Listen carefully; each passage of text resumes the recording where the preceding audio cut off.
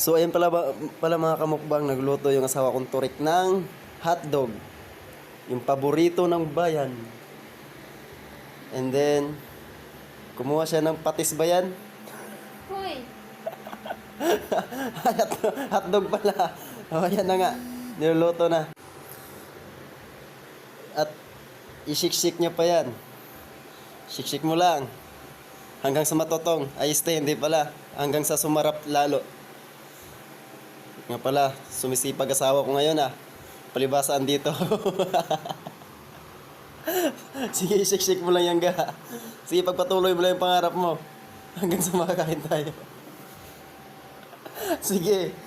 Sige. Siksik mo lang. Ops, wag mong patayin. Ilaw pa yan. Ilaw pa yan. Hindi pala. Buhay pa pala yung yung silin. Sige, ubusin mo na yan. Matakaw ka sa ulam eh. Sige lang. Siksik mo lang lahat. Okay naman. Siksik mo lang lahat. Sige. Huwag mong hayaan na basta na lang ilagay na hindi mo siniksik kasi nako, siguradong maging uling yan. Sige lang. So ayan guys, nakita nyo naman kung gaano kasipag yung asawa ko pag hindi sumpungin.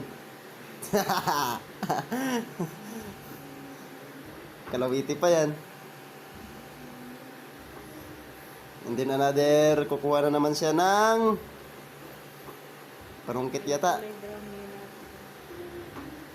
Ay, oo nga pala. Yung parang balat. Alam nyo ba yung balat?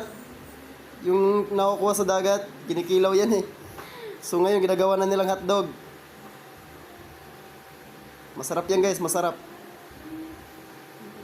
Kasing sarap na ang pagmamahal. Pasensya na kayo dun guys Sadyang inabot lang ng ng kasaltikan.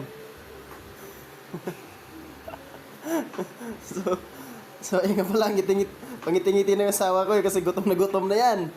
Nako, kailangan mong bilisan.